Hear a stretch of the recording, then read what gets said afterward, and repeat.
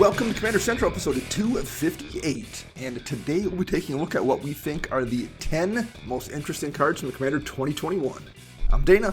And I'm Max. And it's just the two of us because we are recording at a weird time. My work day got out of control yesterday, and then Chris is working today, so it's just Max and I holding down the fort. And then it's just Chris and I holding down the fort later this week. That's right, because with the deck tech coming up, it's just the two of you, yeah. Yeah, so the following Monday show will be the three of us back together again. Hopefully. Unless something goes terribly awry, we'll see. So, how's your week going so far? The week was good. You know, Falcon Winter Soldier wrapped up. That was phenomenal. That was pretty great. I enjoyed it a lot. Invincible is about to wrap up next week, so I'm looking forward to that. Did you watch this week's episode yet? I did watch it yesterday. Okay. It was really good, and I bought all the comics on Comixology. Oh, nice. I bought the 3 compendiums, so I want to finish the season, then start reading them, because from what I've been hearing from some reviews from another content creator, some of the stuff in the show is happening sooner than it does in the comics. So okay. I want to see the whole season, then read the comics. Oh, that makes sense. We watched Falcon Winter Soldier, like I said. I have not watched the newest Invincible, so we'll watch that at some point this weekend. And we watched the first episode of Shadow and Bone on Netflix. I hear that's getting a lot of good reviews. Yeah, it took me a little bit to kind of dropped you right in the middle of the story. But it's interesting so far. The world is interesting. It's kind of cool seeing a fantasy world where it feels very Russian almost. Okay. Which is kind of a cool setting, and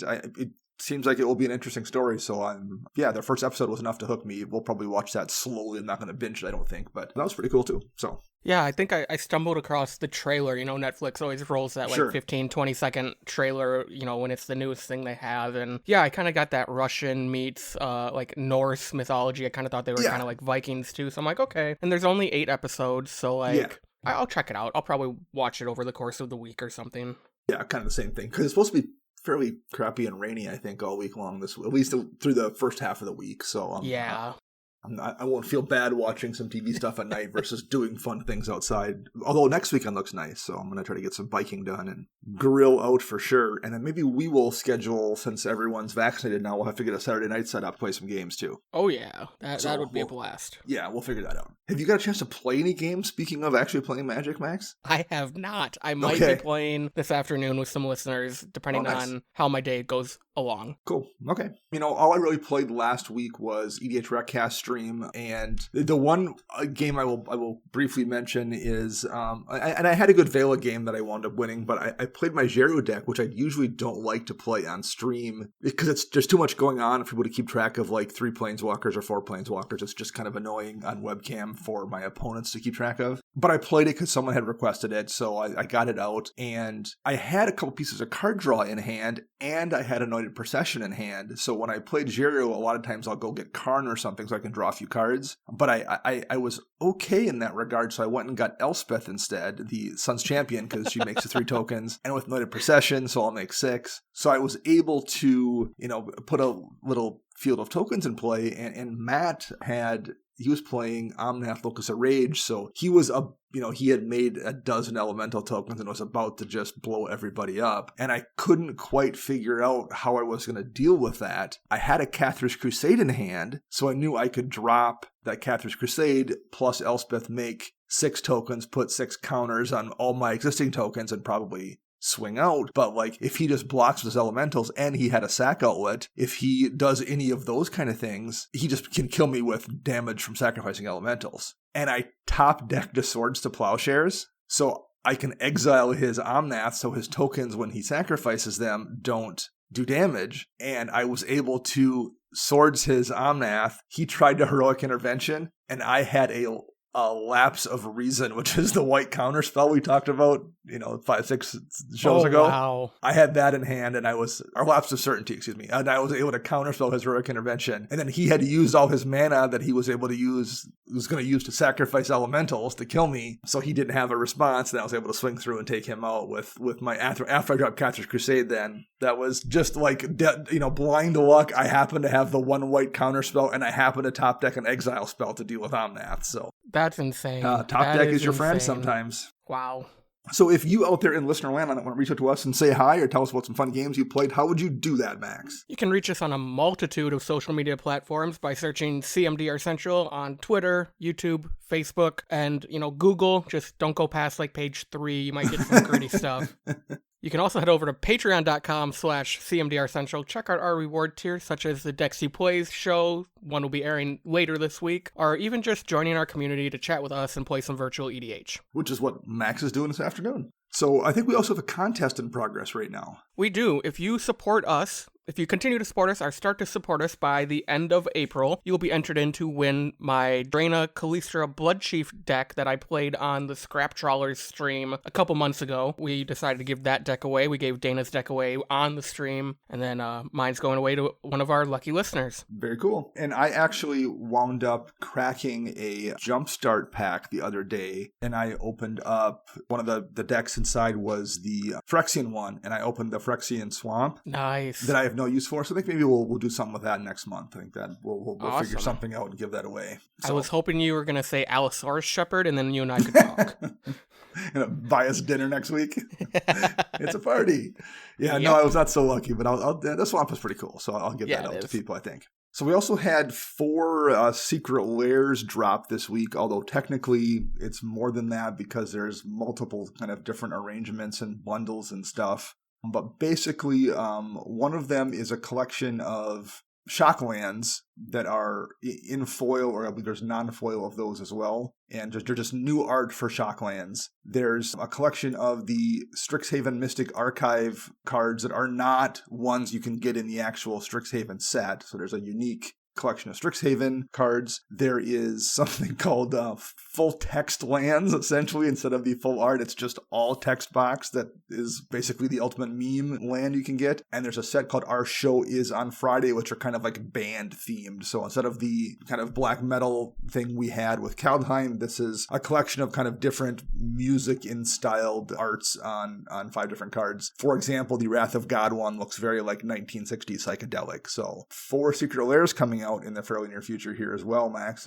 Any of those things you want to pick up? The shock, if I was looking as a value perspective, I would probably end up grabbing the complete shock bundle because you get 15 shock lands? Yeah, something like that. For $120. And I think Saffron Olive tweeted yesterday, if you were to buy the cheapest printing of those shocklands currently, it's over $200. So right there, if you need shocklands, totally worth your money. Yeah. Or else if you just want the individual shards, because that's another variation on how they're selling them, those are cool. I really like the Our Show Is on Friday, Can You Make It set. I love the art on all of those cards, even though I think I only run 2 of the 5 cards in that set. My only complaint about that one is it doesn't come in foil. For the Nature's Lore. For the Nature's Lore. And the art is really cool on it too. I have one deck that wants it to be foil, and it would be cool if it was, but the art looks great on those for sure. Yeah, the full text lands, you said it perfectly. It's a meme. Yeah.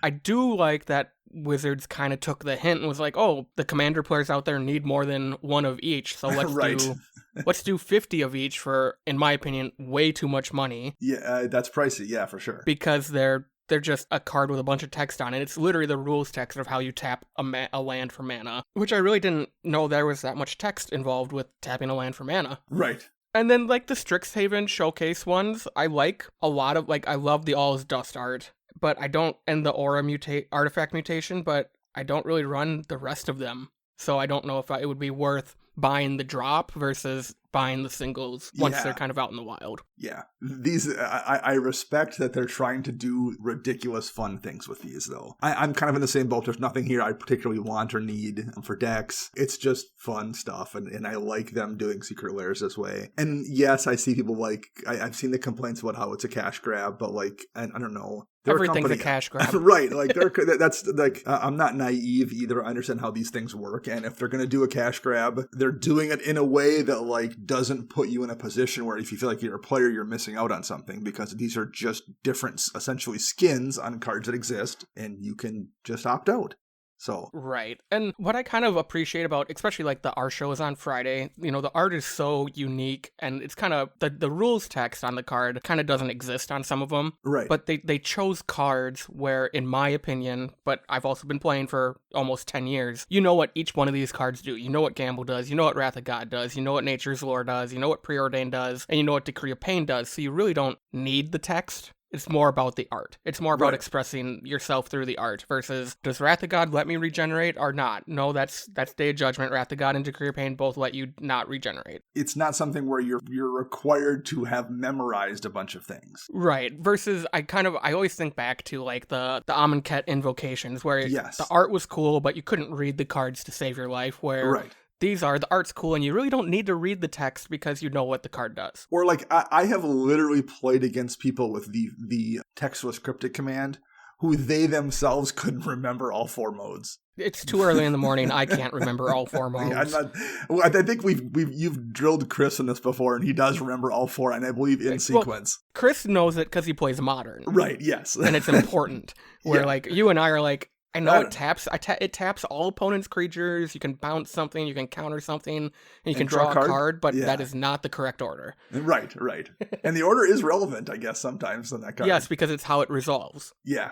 So, okay, anyway, let's jump into the main topic here, all right? Let's do it. We are going to take a look at cards from Strixhaven. This was originally going to be our Tremendous 12, like we did with the actual Strixhaven main set. But since Chris isn't here, Max and I are picking up half of his workload, and we're going to do 10. So we'll each pick 5 cards that we think are interesting and worth talking about here. And the first one I am going to bring up, and if you follow me on Twitter, I've clearly been talking about this card, is Archaeomancer's Map. It's 2 and a white for an artifact. When Archaeomancer's Map enters the battlefield, search your library for up to 2 basic plains cards, reveal them, put them into your hand, then shuffle. So that's, fairly useful in white sorcery speed. Go get 2 basic planes into your hand, and then it leaves an artifact behind that, matters for your artifact count and gives you devotion if that matters, that kind of thing. Gives you something you can sacrifice if you need to. That's not bad all on its own. It's probably not playable outside maybe a white or Boros, but that's not a terrible card as is. However, whenever a land enters the battlefield under an opponent's control, if that player controls more lands than you may put a land card from your hand onto the battlefield. So it lets you ramp as long as someone else is basically also ramping. This is very good. It's very, very good, and it's not just good in white, I don't think, because of that second clause. Right. It doesn't let you ramp ahead of anybody, but it keeps you from falling behind. And what's neat about that second clause is, I think that's what makes it playable in colors that aren't just white or Boros. I think this is good enough to run in an Orzhov deck or an Azorius deck, and it might even be better in those decks. I completely agree with that. I like this card. The more I've kind of looked at it, I'm definitely going to put it in like Regnan Krov because it does, like you said, it's more the second clause than anything. Yeah. And I cut land tax from that deck because land tax is really only good, in my opinion, in the first 1 to 5 turns of the game. You want it in your opening hand. You want it to do the job right away. Where this is, if you play it maybe on turn 5 and you're still behind, you're going to get 2 lands to hand, and then you just get kind of like a burgeoning-esque effect when your opponents who are already ahead of you are going to keep playing lands. So I really like that. I'm also considering it for Brago because I run 33 lands, 34 lands in that deck, but it's a ton of artifact ramp. But there's also that point where like I don't draw lands. So if this can get me 2 planes into my hand, and if those are the things I need to cast Brago or cast, a Sun Titan, that's gonna be huge. And the fact that this is 3 mana, if it does hit the yard, it's Sun Titanable back to the battlefield if I need it. It's just a good way to get a land tax-esque effect at any point in the game with Brago. Sure, I could run something like Core Cartographer, which I have in the past, but that's a one-and-done thing if I can't keep looping it.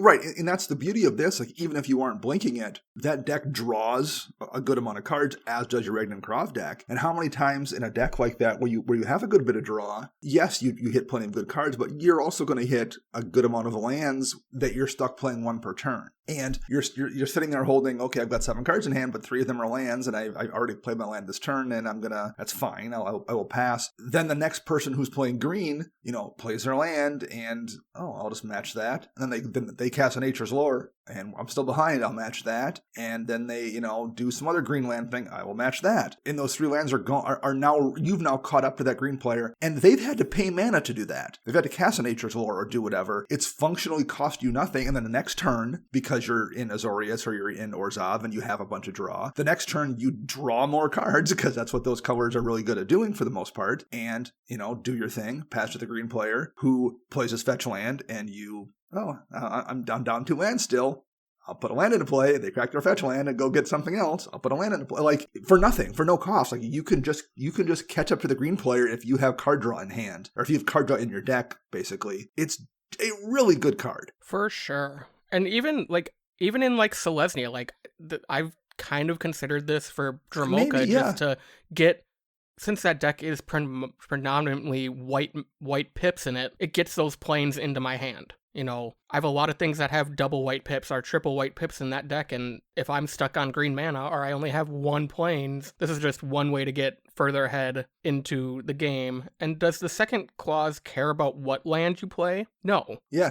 It just says put a land. So cool, I'm going to put my command beacon down, or I'm going to put, my war room down instead of that planes I just got with it when I cast it last turn. Right, that's a good point, because I've seen plenty of, you assume if the person is playing green, they are running a bunch of green ramp type spells, but I've seen plenty of Selesnya-esque decks, and probably you would even see some in Golgari, particularly the elf kind of decks for both of those things, where they aren't running that much land ramp because they are an elf deck and there's a ton of Llanowar elf type creatures in that deck. So they're just running 30 creatures deep and don't necessarily have a bunch of the traditional green land ramp. If you're playing Risa Redeemed or something in Selesnya, maybe this is still a good thing to play in that deck just because you're not running land ramp, but maybe you're drawing plenty of cards and it's going to keep you caught up to the other green player who is running land ramp. So yeah, it's not unplayable in green either. Okay, Max, what is your first card here? My first card is a card I think I talked about a week ago, and I also talk about it quite a bit on Thursday's show, and that is Guardian Augmenter. This is a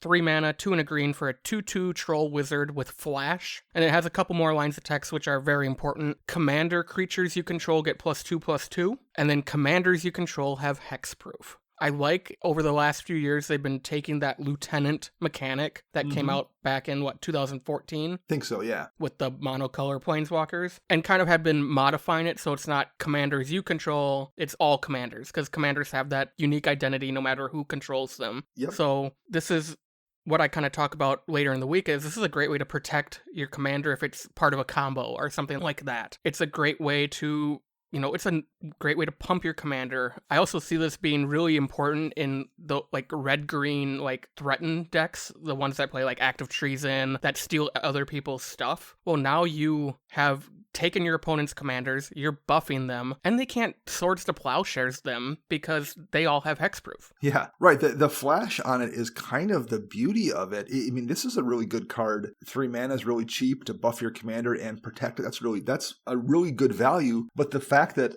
it has flash lets you kind of use it as a counterspell. You can hold that in your hand and cast it at end of turn, number 1, just so people aren't ready for it. They aren't doing the math, and that's always useful. But number 2, you can be if someone removes my commander this turn, I'm going to protect it and make them waste a spell in the mana they used to cast it. That is a really useful thing on here as well. The fact that card advantage is kind of built into you being able to flash us in and save your commander and make someone else waste a spell. Yep. Yeah, this is a really, really cool card. And you could say the same about the other part is you could use it as a combat trick. You flash it in and there's that extra 2 points of damage you need to take someone out. This is a Dictate a Heliod for way less mana. Well, even, I'm thinking of your Dramoka deck, who has 5 power, that's the difference on that 4th hit being a kill and being a not a kill. For sure. Unfortunately, this creature doesn't have the correct F word on it. You are correct. But still, there's decks like that does make a difference for sure, especially if you're playing a partner situation. Yeah. That's a really cool card. My second pick here is Stinging Study, which shouldn't be really a surprise to anybody because I love drawing cards and paying life. 4 and a black, 5 mana for an instant. It's an instant too, which is super useful. You draw X cards and you lose X life, where X is the mana value of a commander you own on the battlefield or in the command zone. The wording here is really, really cool, and it's what makes this card so good. It's instant speed, like I said, which is always phenomenal because you're not committed to paying that life on your turn and then being vulnerable. You can like wait and make sure it's okay and then draw your cards before your turn. Also keep people from like, you draw 5 cards or 6 cards or 7 cards or something, and then everyone sees that, they're going to be swinging at you. In this case, you have first crack at using those cards if you wait till the end of the turn before yours to draw them. That's always useful. But the specific wording here that matters is of a commander you own on the battlefield or in the command zone. That means this works if you've never cast your commander at all this game. And it means it works if someone else has stolen your commander. Like, this is just if you are playing a game of commander, unless your commander is somehow exiled or tucked or something, you're going to draw cards. Like, this is just a guaranteed way to draw a good amount of cards. I don't think you want to play it probably in a deck where your commander is, 3 CMC. I think 4 CMC is kind of sketchy as well. But like, if you are playing one of those decks with a little bit higher cost commander, particularly one that you maybe don't even cast that much,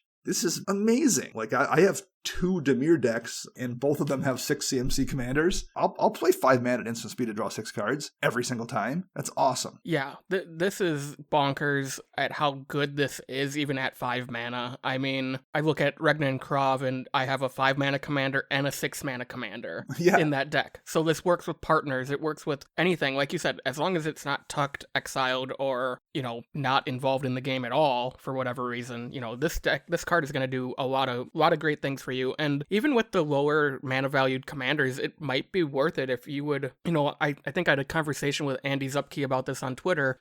This is a 1 more at a 3 mana value commander. It's 1 more mana than what's that black card draw for 4? You draw 3, lose 3. Ambition's Cost and Ancient Craving. Yeah, so it's 1 more mana than those at instant speed. Right. Yeah, that's true.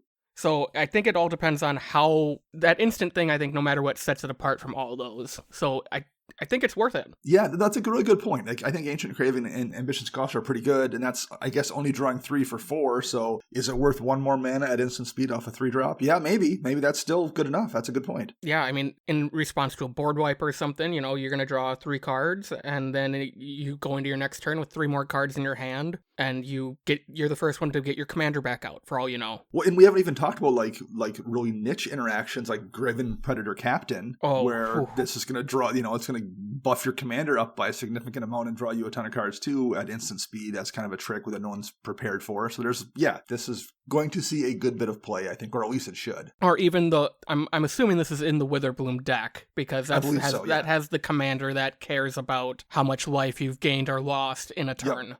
Good card. All right, Max, what's your number 2 here? My number 2 is Guardian Archon. It's a 6 mana, 4 double white for a 5/5 Archon with flying. When it enters the battlefield, secretly choose an opponent, and then you may reveal the player you chose, and you and target permanent you control each gain protection from the chosen player until end of turn. You can activate this only once. I'm a sucker for cards like this, the Teferi's Protections, the Settle the Wreckages, the Heroic Interventions, anything to make sure I stay alive and maybe hose over my opponent. It's a 5/5 flyer for 6 with a really good upside, so it's definitely going to find a spot in Dramoka. And the fact that it's an ETB that you choose the opponent, it might end up in Brago just because I can reset it. Oh, sure. Someone goes to get rid of Brago, I reveal you, boom. I target Brago and myself. Brago's safe. Blink, redo the whole process. Right. Yeah. No, that's a good call. And it's got a cool piece of art. The guy's riding an owl. That's fantastic. Oh, totally. So I really like this card. I think it's just a cool white card. Alms Collector was kind of the first one they did the choose an opponent thing on. I like this mechanic. I like that it adds a layer of politic to the game. It adds a layer of did Max choose me? Are we friends enough to where he's not gonna, choose me? Who knows? You could make some really good deals and then stab him in the back. That was one thing I think early on in Commander, they tried to do multiplayer things or fun things, but they had a tough time making those things effective. Mm-hmm. And I think that's something they've gotten better at in the last few years. They've been able to introduce kind of, I don't know if I wouldn't use the term goofy or silly, but I think fun. They've introduced fun mechanics like the Monarch or something that are also good. And I think this is the same thing. This is one of those mechanics that you're choosing a player and it's secret. That's a fun mechanic. But they've also made it interesting and effective. They've been able to find ways to hit both of those quadrants. And I think this is a good example of that. All right, jumping over to my number 3 here, Cursed Mirror. It is 2 and a red for an artifact, and you can tap it at a red to your mana pool, so it's kind of a bad mana left at that point. But as Cursed Mirror enters the battlefield, you may have it become a copy of any creature on the battlefield until end of turn, except it has haste. Ooh. So, we've talked in the past a lot here and elsewhere about 2 mana rocks, or two mana cost mana rocks. It's just nice to have something to do on turn 2. A lot of commanders cost 3 mana, and it's nice to get that rock down on turn 2 before you would cast your commander on turn 3, or if it's a 4-drop commander, it lets you cast it on turn 3. So there's plenty of reasons to run 2 mana rocks. But the last year or two, they've really upped their game in terms of making the 3-drop mana rocks interesting. Mm-hmm. Midnight Clock, Skyclave Relic, Heraldic Banner, I think are all really good. Cursed Mirror is really, really good. You get whatever the best creature in play that has an ETB, you just get it. If it's turn 10 or turn 12 or something, and you just need to take somebody out, and there's a tapped,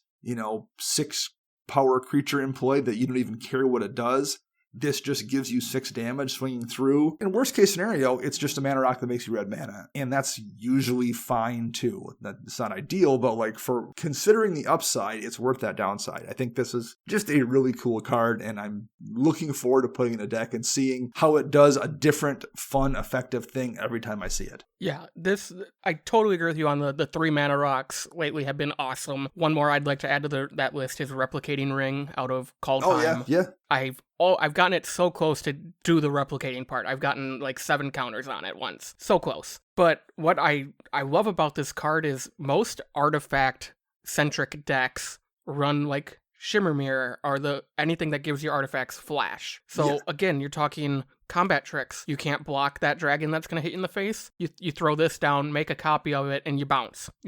I also see it being a huge player in Duretti decks, where you can just loop artifacts with his ultimate ability. So, you sacrifice this, you bring it back, you create a copy of something, you attack with it, next turn do it all over again. Well, yeah, and about the 3 mana rock thing, because I made a post on Twitter about that, and Glenn Jones, who's at Glenn_Jones_, who works for WotC, he's on staff there, and he's a senior game designer, he responded that that's an intentional thing on their part. They're aware of, people liking the 2 mana rocks, and they've been trying to find space to make the 3-drop ones more interesting. That's their plan. So that's, not just an accident. They've been intentionally doing that, and they've been successful. I'm definitely running more of those 3-drop mana rocks today than I was 2 years ago, because they've been finding ways to make them good. Yeah, that's awesome. Yeah.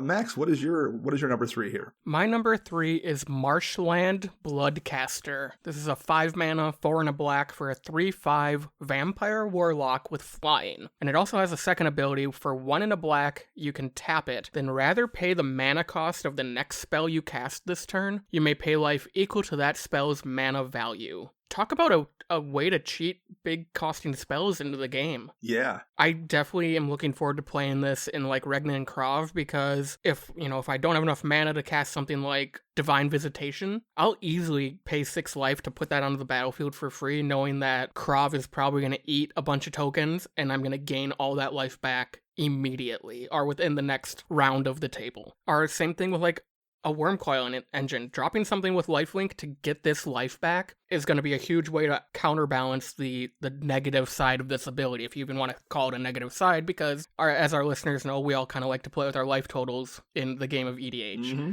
And I mean, it's a 3/5 flyer. Worst case, it's just going to hit people for 3 damage every turn. Well, and it also says the next spell you cast this turn. It doesn't say the next spell you cast from hand this turn. So, you can cast your commander this way. It's a vampire. I'm guessing Edgar Markov decks might like the idea of, if Edgar's gotten up there in tax, that's a deck that does tend to gain life pretty good. Maybe you're willing to pay 9 life to, cast Edgar and eat that tax on it, rather than spend all that mana to get it into play. Oloro or something. If Oloro's died a few times, that's definitely a life gain deck. Maybe you don't care if you're paying 11 life to recast Oloro or something.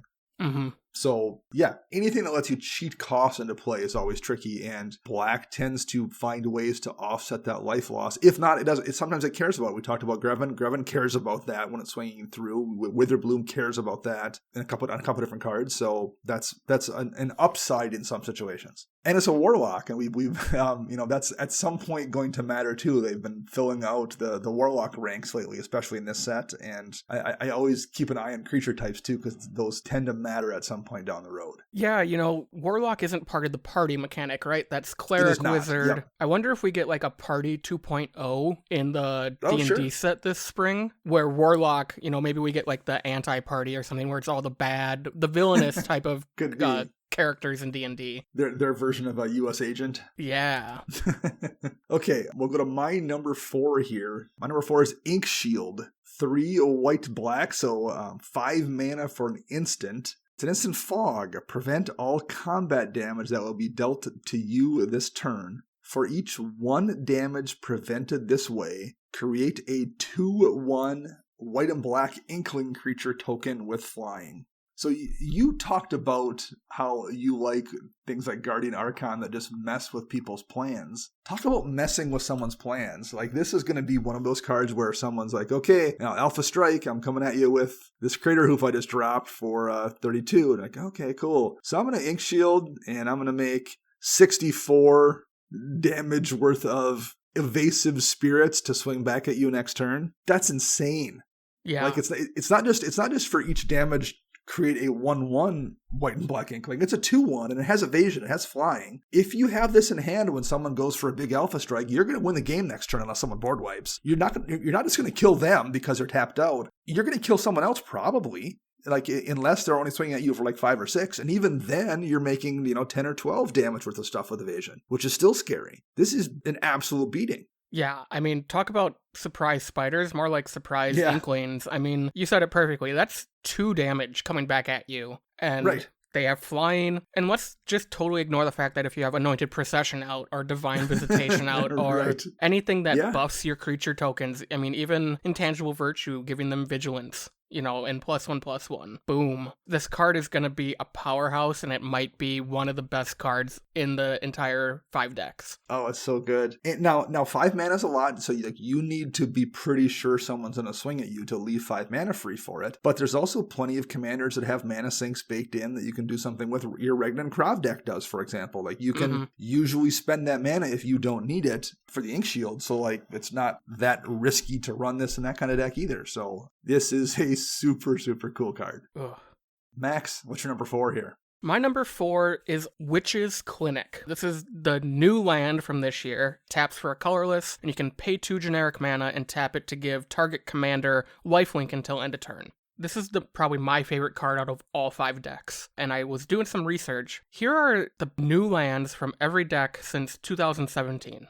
In 2017, we got Path of Ancestry. That was the tribal land, essentially. Yep. In 2018, we got 2 new lands. We had Forge of Heroes. That's the one that cares about +1/+1 counters on your commander or gives you an extra loyalty on your planeswalkers. We also got Isolated Watchtower, which was you can pay 2 to scry 1, and if it's a basic land is revealed, put it onto the battlefield tap. Activate this only if an opponent has 2 or more lands. So kind of a cool Archaeomancer's map on a land type of thing. In 2019, we got Sanctum of Eternity, which for 2 mana let you return target commander you own from the battlefield to your hand. A nice little protection land there. And you can only do it during your turn. Last year, we got Nesting Grounds. You got to move a counter from one permanent to another at sorcery speed for 1 mana. And then this year we get Witch's Clinic. And we also got Study Hall, but I'm not a big fan of that one, so I'm not going to talk about that. But not every deck cares about lifelink as like a primary win condition or a primary theme in your deck. But there are times when you're sitting at 4 life and you need to bounce back somehow. So for 2 mana, giving your commander lifelink and hitting someone for 3 damage, 4 damage, or whatever, that might change the game. That might tilt the game in your favor to where you survive an extra turn. Or an extra 2 turns. Or it helps your opponents because maybe you need the player to your left in the game for 1 more turn. So you give their commander lifelink.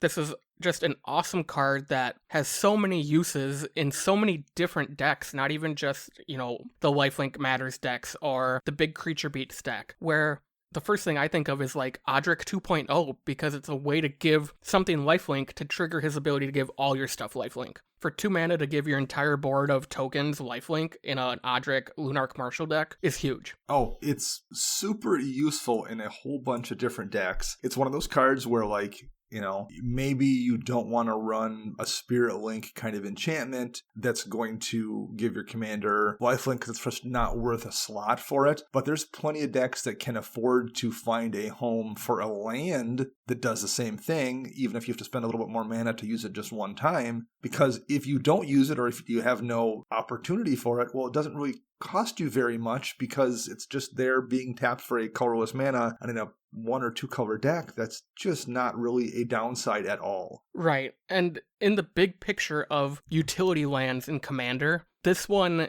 at a threat level, in my opinion, is pretty low on that scale. I would rather blow up, you know, a Glacial Chasm or a Scavenger Ground or something like that that's going to stop me from winning the game versus, geez, that person could give their commander who's a 5/5 lifelink. Okay, that's probably not going to be bad for the first X amount of times. By the time you realize this needs to go away, it's too late. Yeah. And there's even really like weird, goofy corner cases. Commanders like Harobi, Death's Wail, where whenever a permanent gets targeted, it gets sacrificed. It's just one more like free way in that mono black deck to target someone's commander and make them have to sacrifice it. Oh, so, God. Yeah, I never thought about that.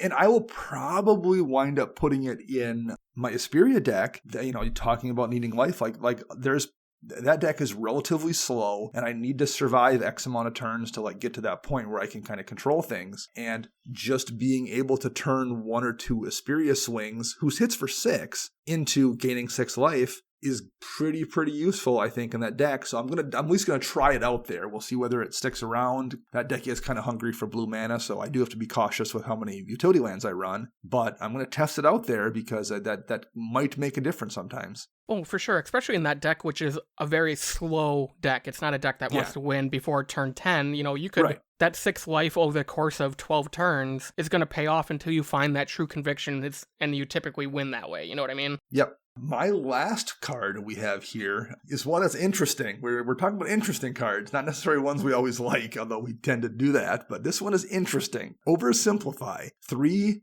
green-blue, 5 mana total for a sorcery. Simic, mind you. Exile all creatures in Simic. Again, I'm going to repeat that. Each player creates a 0/0 green and blue fractal creature token and puts a number of +1 counters on it equal to the total power of creatures they controlled that were exiled this way. It's a board wipe in Simic. Now, it's giving you, like, if someone has a huge, ridiculous board state and you're going to give them some giant fractals back, so that can be a risk sometimes, but it's one of those situations. You just don't have any other alternatives, really, for board wipes in those colors. I don't know if Simic needed a board wipe, but there's probably a lot of Simic decks that want a board wipe. This is interesting. That's a great word. I don't like that it's an exile board wipe. I feel like that's kind of out of characteristic for Simic. I mean, I know blue has the targeted exile stuff, and I guess putting green in this has to do with the tokens and the counters, but exiling all creatures could make for a very long game if done at the wrong time.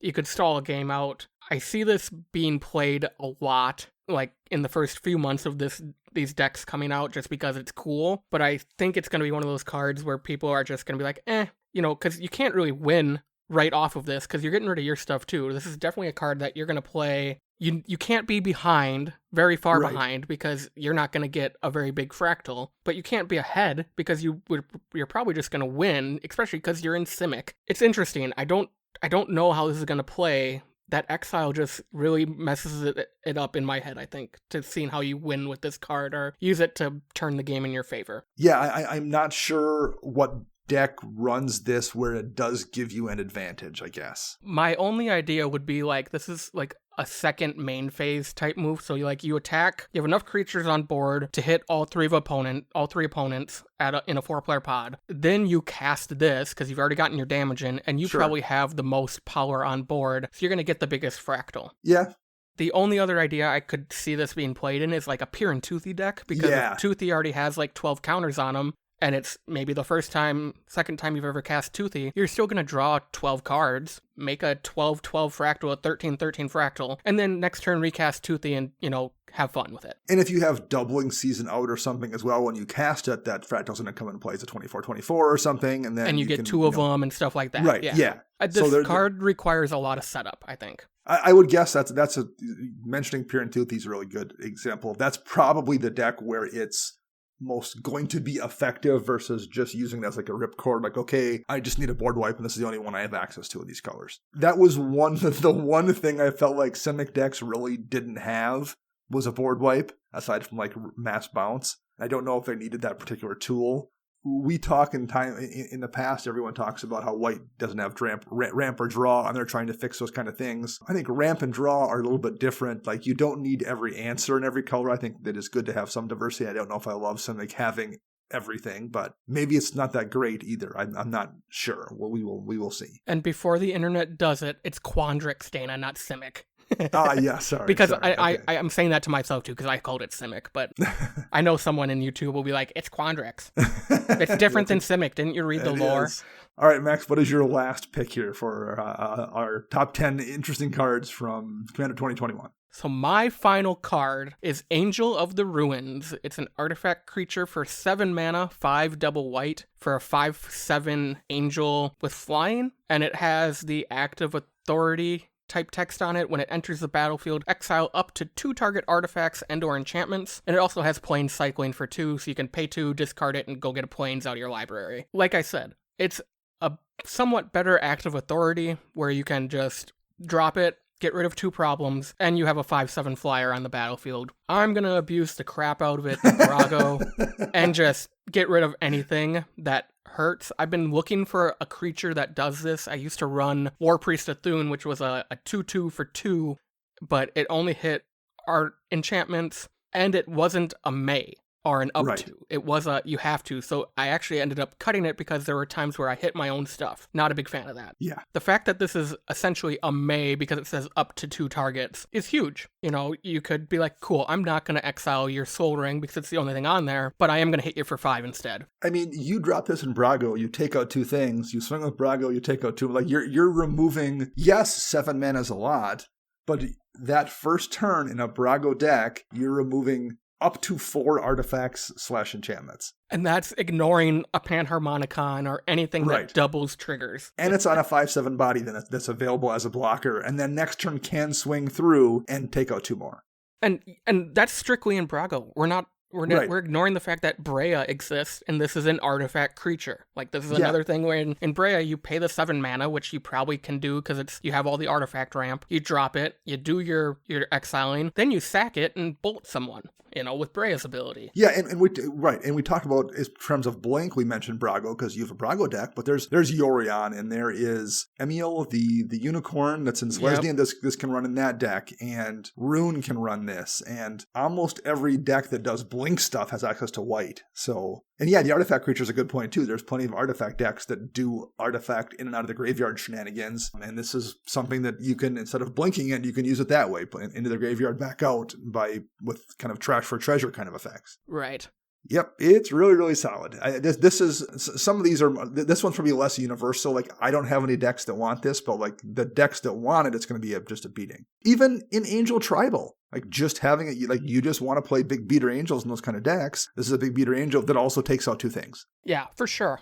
And on turn 2 or something, or turn 3, if you're like, I got a full grip, I don't think I'm going to need this necessarily, I'm just going to pitch it to go get a plains, not even a basic plains, just a plains, and if I need to, I'll reanimate it later on. Mm-hmm, for sure. It's so good. So good. Yeah. All right, that is going to wrap up our top 10 most interesting cards that we liked from Commander 2021. Although we probably could have, if we would have wanted to do a 3-hour show, could have gone over all of them. I really think there wasn't much filler this year. I mean, I think most of the cards were pretty interesting. Yeah, I definitely agree. I find it interesting just looking at our 2 lists, and granted, we added these 5th cards at the last minute because of Chris being gone. Yeah. But I love how different our lists are. Mine were more creatures, and yours were more support cards, or instants and sorceries. And oh, that's true. I didn't even notice that. I'm super curious of what Chris was going to pick, because I never can predict what Chris is going to pick. He's always a wild card. So are you picking up any of these decks? I probably will. I didn't pre-order any through the LGS just because I haven't left the house in like a couple weeks. Sure.